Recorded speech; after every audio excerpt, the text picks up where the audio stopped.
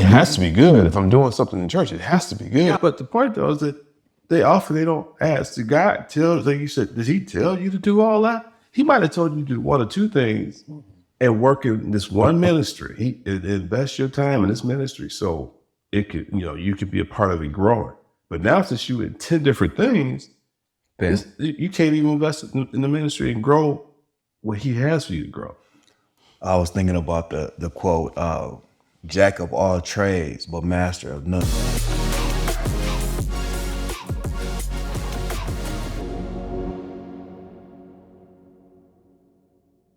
What's up, everybody? Welcome to another episode of Today for Tomorrow podcast. My name is Martel. Mike Wright. Right. And today, we want to get your life right. Man, that's a big task. No, so serious note.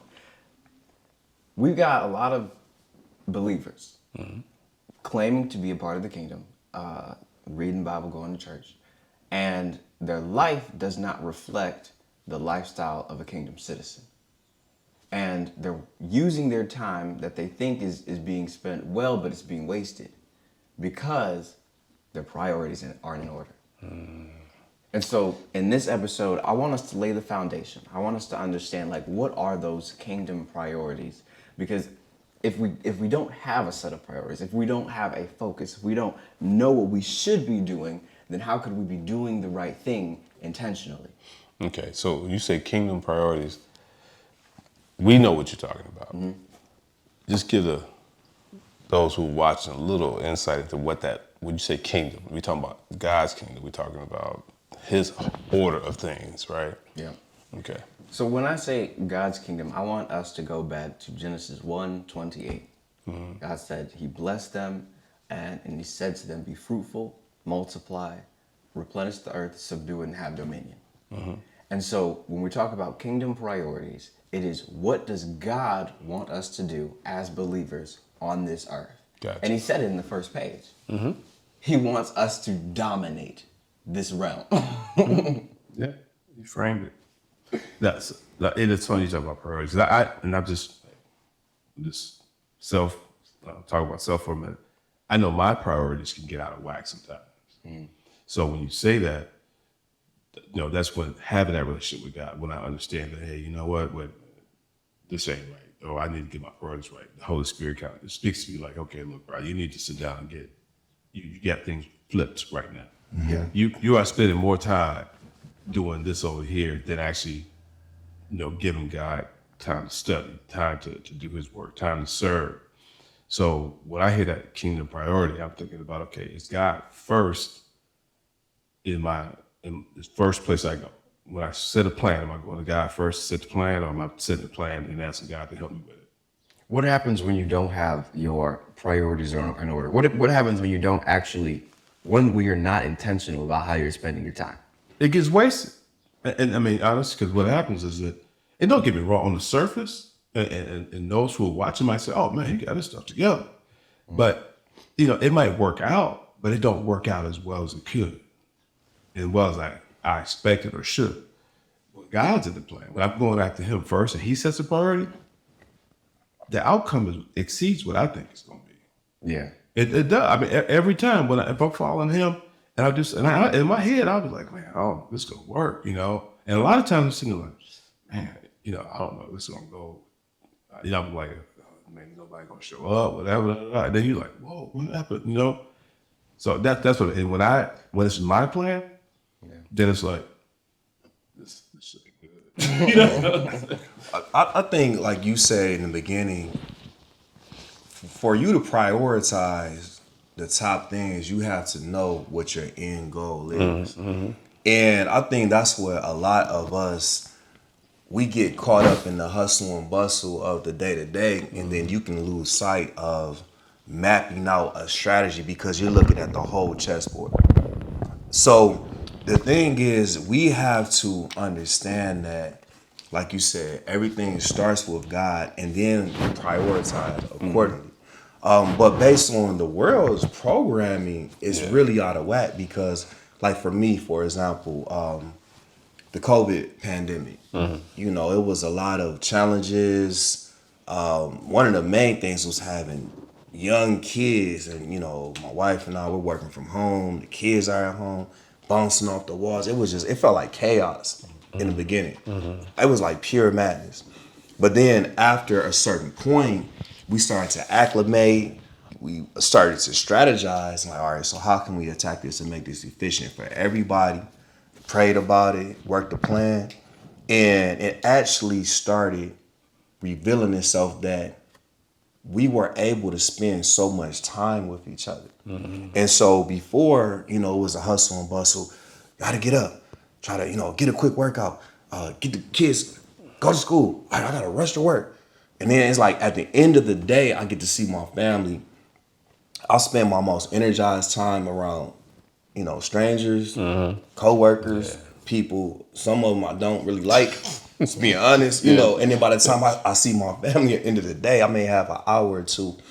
And, you know, I'm just kind of depleted from the day. And that really kind of woke me up. And I thank God for it, man, because it's like it happened early enough in my kids' youth to where I understand now why things are so important and what's really important. And I prioritize that. Like in the beginning of the day, spend time with God, spend time with myself, working out. Then I do the same thing with my kids. I made my morning routine a part of their morning routine because I want to show them things that I believe in, give them the blueprint. Now, where they go in the world, that's going to be on them. Hopefully, they'll stick to those values. But like we were talking about scripture, you know, raise a child up, show them the way, and they won't depart when they're older. And I'm not the best at quoting scripture, but I remember the message. Y'all know what I'm talking about. Yeah. You got to raise your kids right.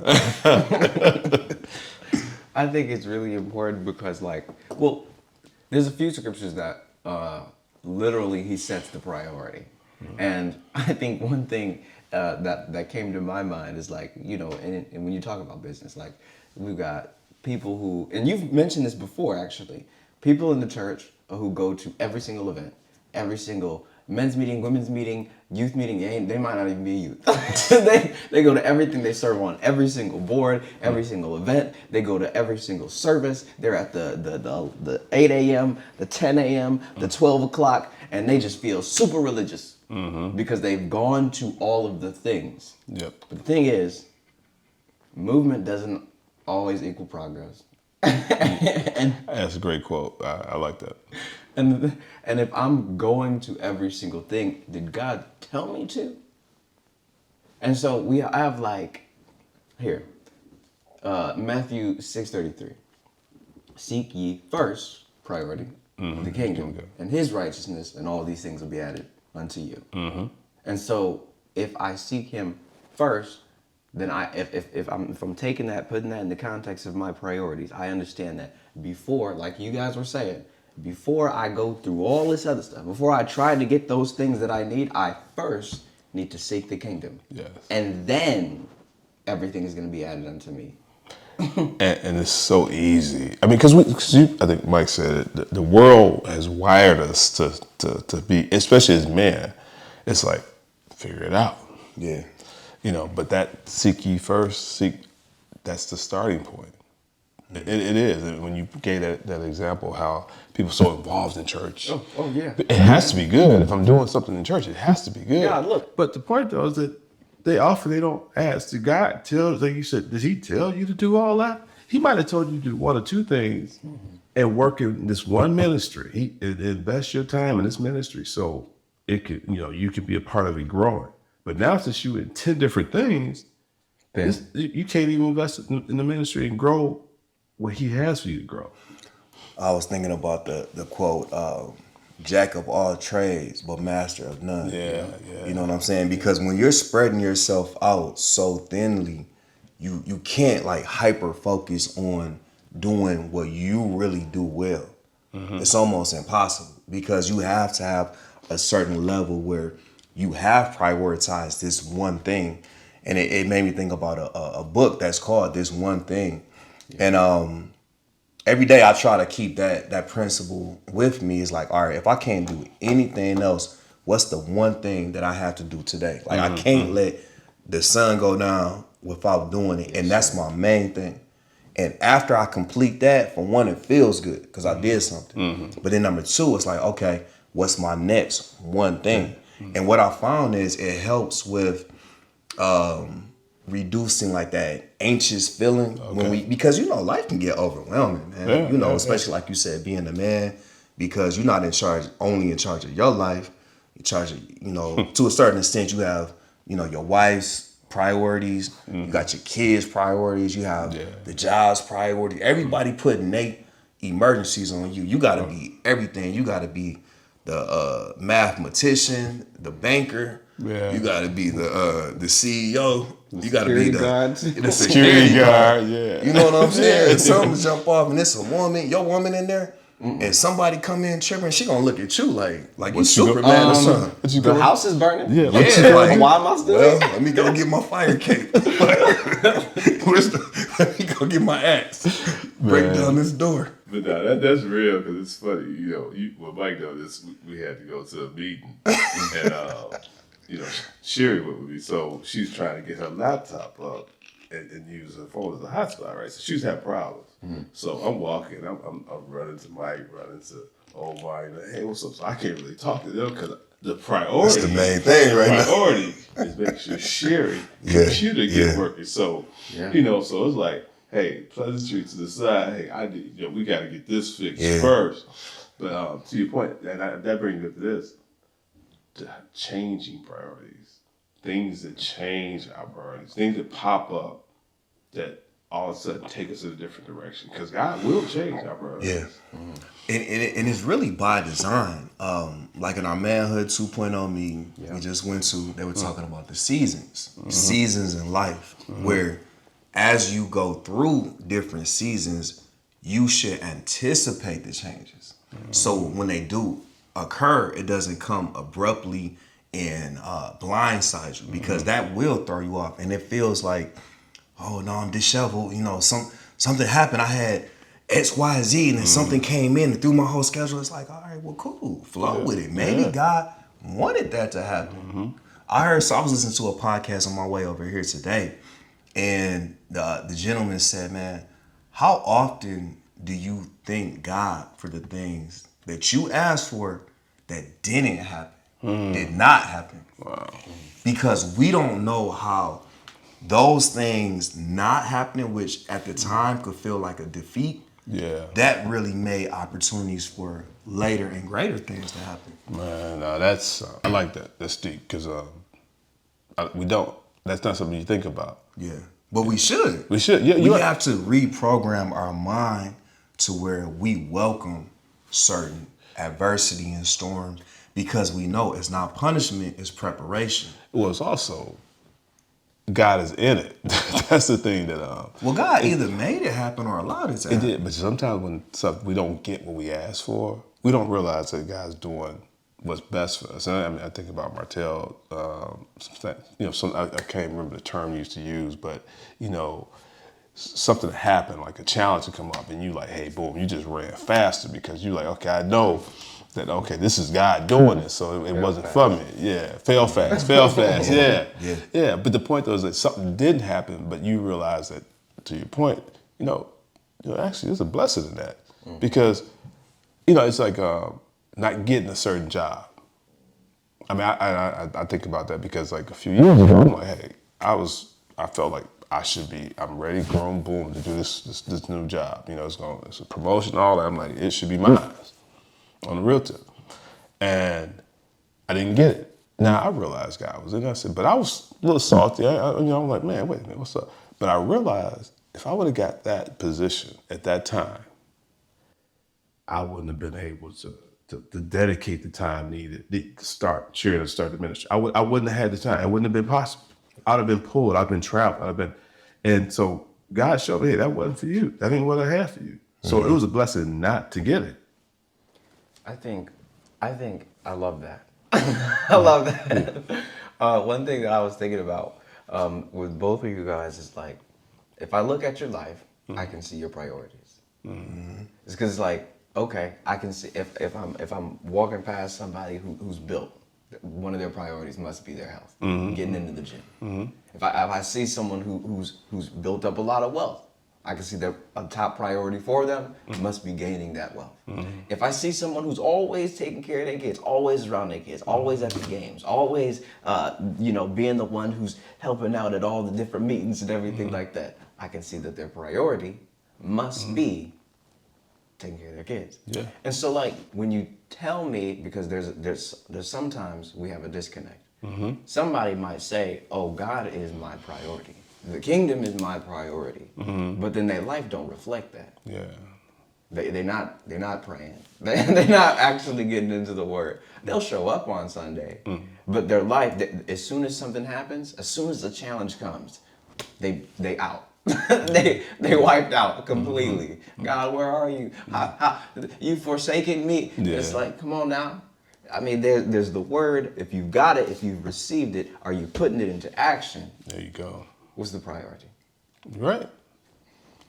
No, and you that putting into action piece, because whatever your priority is, what you put into action. It is. Even a lazy person has priorities. Yeah. Oh yeah. Their priorities did not do go to nothing. sleep. Yeah, did not do nothing. really Yeah. what it is. And I don't know about you. I remember you see people, they work not to work. They spend more time dodging work. I want to come back. Please continue, but I want to come back to that point right. Man, you could have did A, B, C, and D by the time you go all the way around the issue. Yeah. Like you avoid. Oh, I'll be back in a minute. I mean, I just remember as a kid, like doing work in the yard, and all that. And I had this one friend, and it's like anytime he smelled work, he would go. Yeah. And then when he thought it was over, he popped back up. Yeah. Yeah. Look, oh my goodness, that's so. But when you said that, I did not think of it in the way that you meant it when you explained it. Yeah. The way that you meant, I did not think of it that way. Because there's two sides of that coin. It's like there's some people who work to not work, and then they're making up all the excuses, all the stories that they can give for why. Okay, so if I tell them this and send this email right here, my cousin, she's pregnant, so maybe I can get out of work for this day to go do nothing. But when I was thinking of it, immediately I thought some people work not for them not to go to work. I'm thinking about, I do so much of the stuff that I'm not paid for directly so that I don't have to go to work and I'm not trading time. That's my working not to work. I got you. It's That's a double different. entendre. It's a Yeah. completely different thing. Yeah, yeah, and I mean, and going from that too is like when you build something, you can't do everything in it. Okay, so if you can get to the point where you train or you have people who are doing different things that you can't do, so you can do more as a whole. So I don't think that's working not to work, but you working more efficiently. You're growing the kingdom in a sense when you do that. The only way you can grow the kingdom is to actually not do all the work. Because you can't. You weren't meant to do it alone. Yeah, exactly. But even going back to like when we're training other people, whether it be employees, children, just people that we rock with, we have to make sure that the priorities are clearly defined across the board. Yeah. And one of the things I think about is like Chick-fil-A, for example. Everything's my pleasure, or is there anything else? It's a certain spirit that lets me know they have a certain training regimen where they clearly define customer service is high on the priority list for us as a whole. Yeah. And if you want to be a part of this organization, this is what it requires. And that goes back to the word of God. If you want to be a part of the kingdom organization, we have to prioritize certain things. And it all starts to going back to God and understanding, all right, let me know what you need me to do. Yeah. And like you said, it can get a little messy sometimes, because life happens, man. My wife, she'll say, man, life be lifing.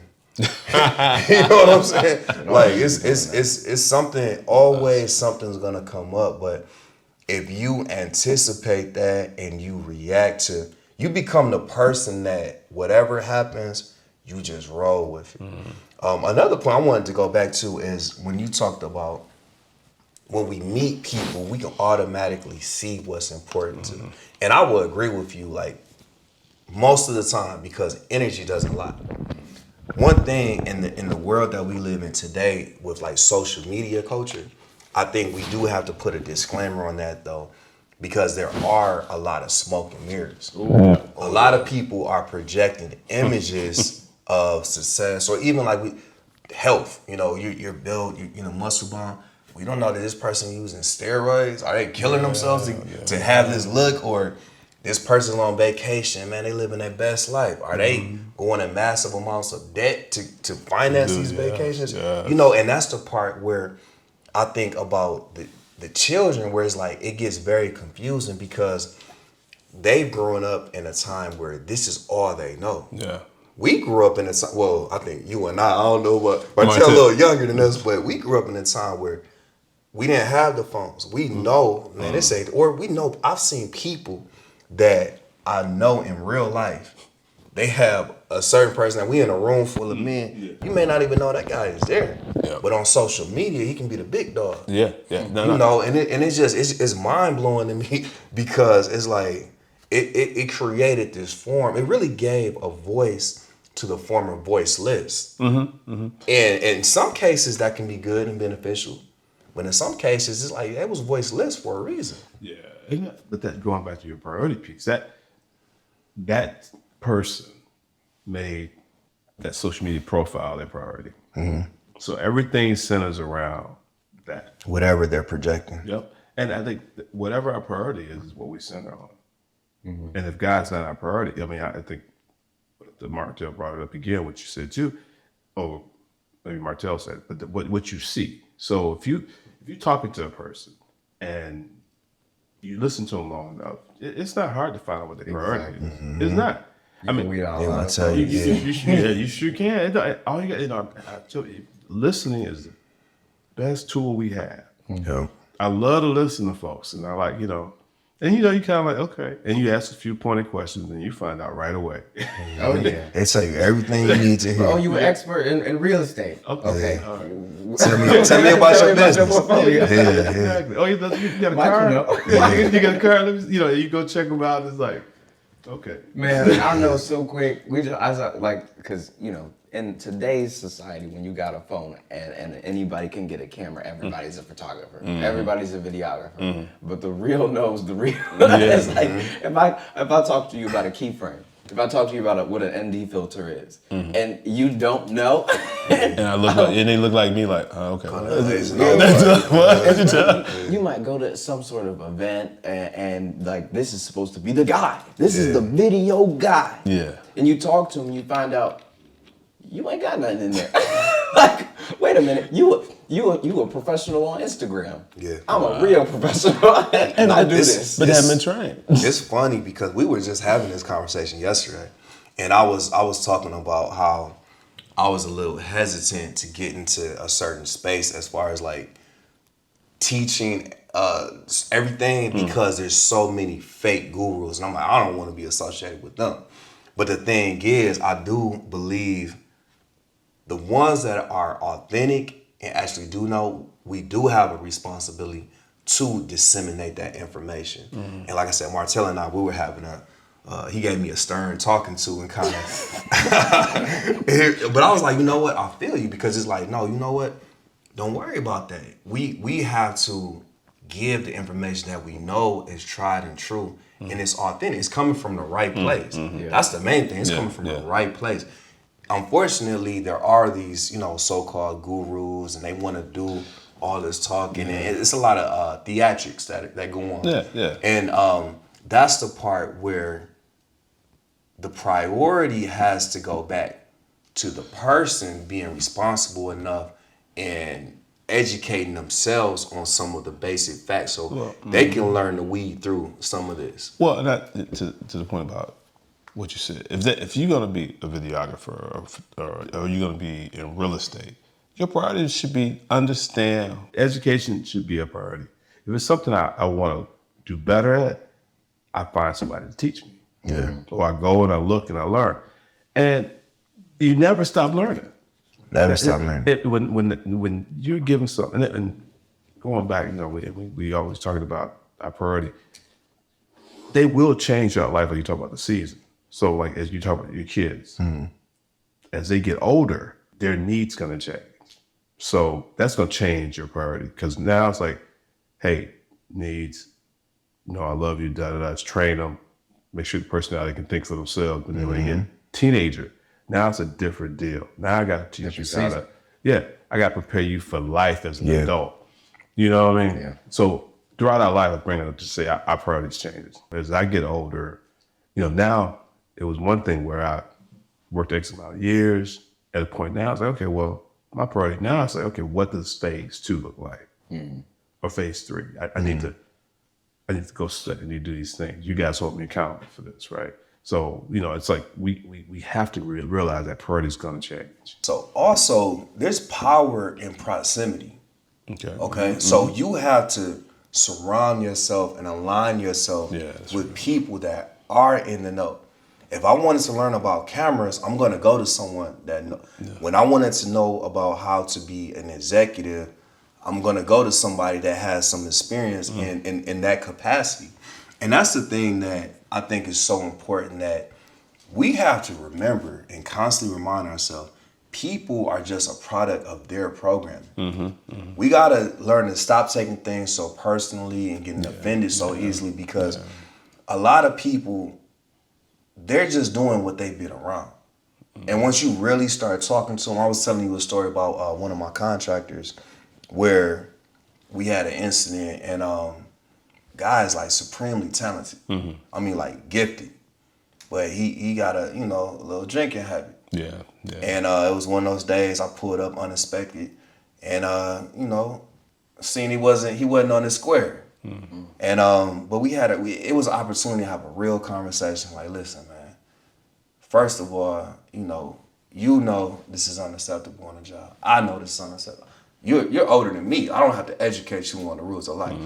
But man, what's up, bro? Like, we had a real conversation, and at first he was very hesitant. I think he thought I was gonna fire him on the spot, which I could have. Yeah. But I said, you know what? Let's talk tomorrow when you get right. get solid. You get right. Go ahead. The rest of the day, go ahead, take it off. Let's talk tomorrow and revisit this. And we had a conversation, and I let him do a lot of the talking. Like you said, I listened, and he told me a lot of information that I wouldn't have known. And if I would have just jumped the gun and just reacted, I said, all right, so listen, this is what we're gonna do. For one, all right, we gotta adjust our regimen a little bit. But I'm going to give you a chance to show me really, because I don't think that's who you are. My spirit wasn't telling me that. That might be an element of what you're doing, but I don't think that's who you are. And to be honest, I mean, he's actually proven that he one of the best people that I have, but I seen his flaw, and we all have them. Yeah. But see, the thing is, a lot of people are better at camouflaging their issues than others. Yeah, no, you're right. Camouflage. I think you were, when we were talking about Instagram earlier and the fake gurus. Yeah. I think that, because if you think about it, so like if my whole thing is, let me go back. When you learn a subject, you find, like when you really get into it, you might have a passion for something, but you're at the very beginning of it. So you're studying, you might be taking a course, you might have learned it in school, X, Y, and Z, you might have been talking to somebody, you're just trying to learn more. The more you learn, the more you realize you don't know. The closer you get to it, you're like, oh, there's actually so much more to this. Because some people just think you turn on the camera, you got a movie. And that's it. But then when you start learning about how the camera works, when you learn about film production, when you learn about pre-production, production, and post-production, you realize, man, there's so many different parts to this to make this thing actually come out to be that thing that I want to get to. And so it's like, when you talk about the person who might be on Instagram, and they might be the guru on Instagram, but when you talk to them in person, you realize that they empty. That was their priority, to put up that front. The priority became, how can I show that I've got it, but my priority isn't actually having it. The illusion. Yeah, It's the illusion. and to be honest, I do fault them a little bit because they do have a responsibility. But I fought the person that's signing up and paying these people that I really don't know even more. Because their priority should have been exhausting enough free information, enough to have enough of a baseline to understand, okay, am I at that point where I need a sniper at this point. Like I need one bullet to make one shot, to make one kill. But see, I'm gonna come at you this way with that. I hear what you're saying. The challenge though is that some of these folks, and I'll use this term, deep fakes, how they got these technology where they can make it look so real. Oh yeah. That if you're not like you talked about a videographer, you can talk to somebody about and say no, they don't know what they're talking about. But for me, if I talk to somebody, I can't decipher that. Whoa, this dude knows everything. Yeah. And so I think it becomes hard, and I'm gonna put more pressure on that person who's creating that illusion because they misleading. They misleading. No, that's 100%. I don't agree with that. Like that's first and foremost. Yeah. But like I said, they can only lead. You can only be a leader if you have followers. You're right. You know what I'm saying? Because if you're leading but nobody's following, then you're really just rambling. And I think when you talk about the other pieces, like buyer beware. So as a buyer, anything, we got to do our due diligence. We gotta, and this is the point and this is a good topic. I want to say this, and I talk about this often. But book of Frederick Douglass. There was a point in time where our people had to literally lie to try to learn how to read and obtain information. Yeah. Even a time not that long ago when I was young, we had to go to a place called the library. Whoa, hold up. Yeah, to get this thing called a book. Let me Google that. Yeah, go look it up. This is prehistoric. There's a building thing. for that? There's a building? Yeah, it's a building. It was a person that helped them called a librarian. but the reason why I want to talk on this is because information is so readily available. When I talk to a lot of people and they want to get into real estate, man, I'm excited about real estate. I want to get real estate. 80% of the questions are like the same questions. And it's not a problem. I don't have an issue, having those conversations, but and these are different people, but they're asking the same questions and they're kind of preliminary questions like this. I always tell people like, look, this is not like any secret sauce or anything. Like what you're asking, this is very much readily available. So if you just wanted to, what happens is people want to speed ahead. Yeah. Yep. They don't want to take the time to go study. I heard but what's the faster Just way? give me the secret sauce. And it's like, all right, well, I can give you, the thing is about the secret sauce is I can give you the recipe, but your sauce ain't going to be like mine. Because I put in time, I put in sweat equity, I done went through pitfalls, I done went through ups and downs. Yeah. So I have an unexplainable instinct in this game that I can't explain because I went through the process. Well, and Talk about cooking a meal. You grow on your ingredients. You have your own garden, and people got to build in that garden. Is what people have to do because they could cook what you cook, but they got to get the ingredients. Yeah, and they got to. I'm not when I say that, I'm talking about like the contractors, all these different individuals that you got, the pool, the network you got allows you to be successful. That's true. That's very true. And what I always tell people is I'm really in the people business. That's my priority is people. I'm impacting people even in real estate. When we rent to Section 8 families, I love watching a family have a home. that's your priority. That's my priority. Even with my contractors, I love having trustworthy, honest, stand-up people. I may pay a little bit more or take the job a little bit slower because I know that's a stand-up guy versus Mr. Roofer or whatever, where I know they just coming in, blink, blink. Yeah. It's like, you know what, that's not my priority. Yeah. Now, it could be somebody else, and it's not right or wrong. It's not for me to judge, but that's for each of us to go back and understand all of our activities throughout the day. How does that align back into our major overlying priority? Gotcha. So just to, as we get closer to wrapping this thing up, I think let's put it back. Let's make sure we get this into 1000% the kingdom context here. Okay. And so God, the King, and created the world, and he put us on it to cultivate it, to manage it, to take care of it, to have dominion over this area. And so, like we said, the verse 1:28, Genesis 1:28, fruitful, multiply, replenish the earth, subdue it, and have dominion. And so, if we are putting our priorities in alignment with God's priorities, that's the only way that we're going to be effective, because he created us, and in that creation we have a purpose. And we can't actually be successful without having that purpose. And so we are successful in life if we set our priorities on the same things that the Creator put inside of us. And so, priorities, practical. Let's make it real plain for the people, okay?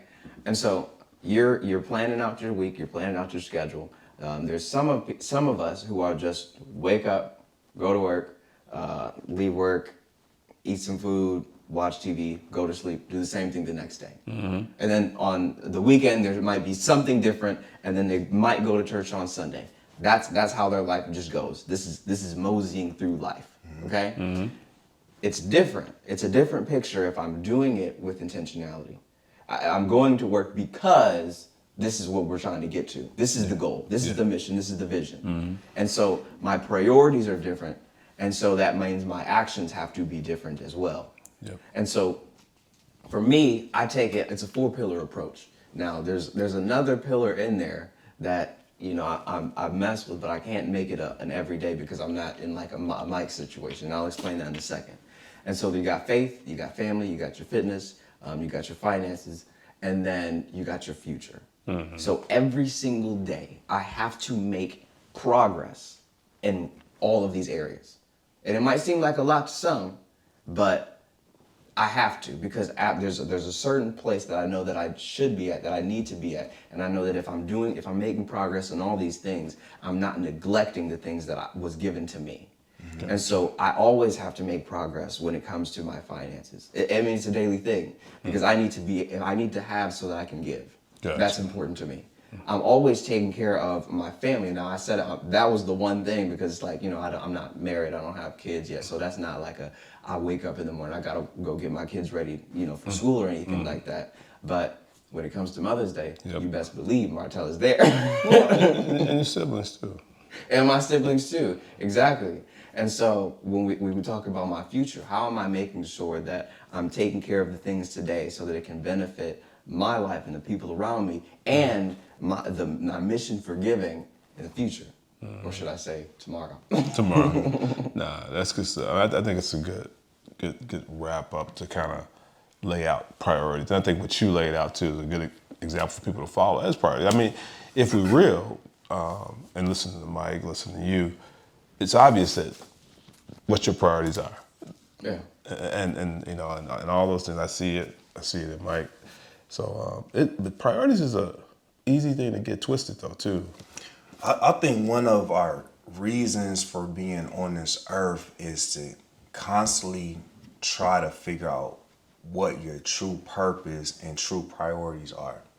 And that takes, it's a lifelong process. But one thing for me personally, it got to a point when I was in the corporate world and I was still doing my entrepreneurial thing.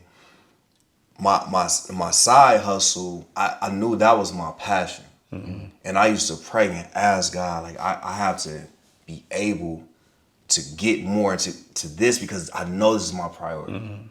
I'm doing the other thing because it's comfortable. I make a nice salary. But it became so evident because I was constantly seeking. The more you reap, the more you're going to sow.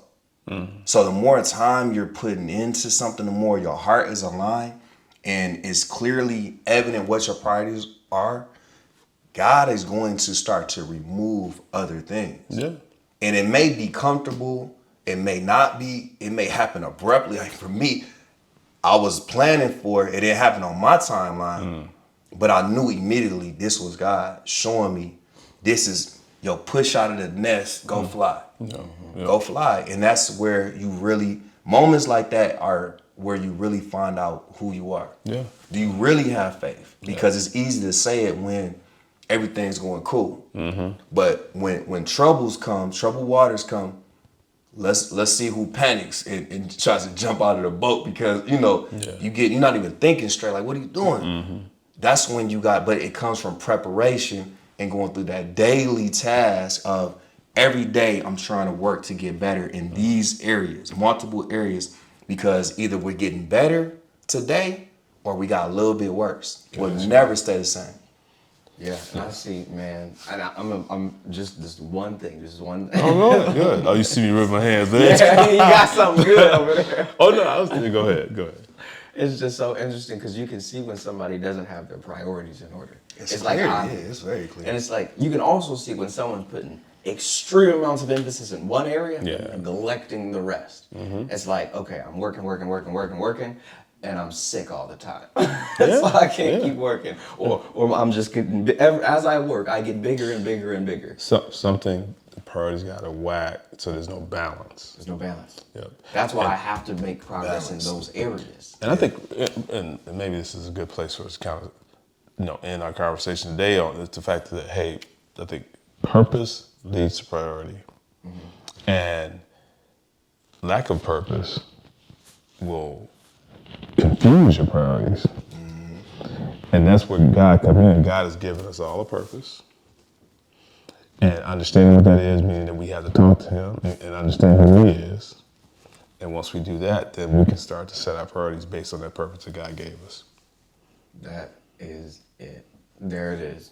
I love that. He said, purpose leads to priorities. And through your priorities comes your actions. They do. They do. Yeah. There it is. You put God at you put God at seek ye first. And you seek ye first the kingdom, and then you're gonna get your priorities straight. And then when you got your priorities straight, then your actions will actually make sense. Yes, they will. I think Rodney summed it up best. Thank you for joining us on this episode of the Today for Tomorrow podcast. We definitely appreciate you for being here. If you have not already, subscribe to that YouTube channel. Go ahead and do that. All right? And if you also, special shout out. If you're a guy, we got the men's meeting. If you want to touch on that real quick. Yes. Actually, we meet the second Saturday of the month. So, hey, check us out on Facebook, Instagram. You'll see it posted, and we'll keep talking about it here too. But hey, come on out. Definitely come on out. Subscribe, share, like, do all that YouTube stuff. Thank you for being here, and we're going to see you next week. Peace. Peace.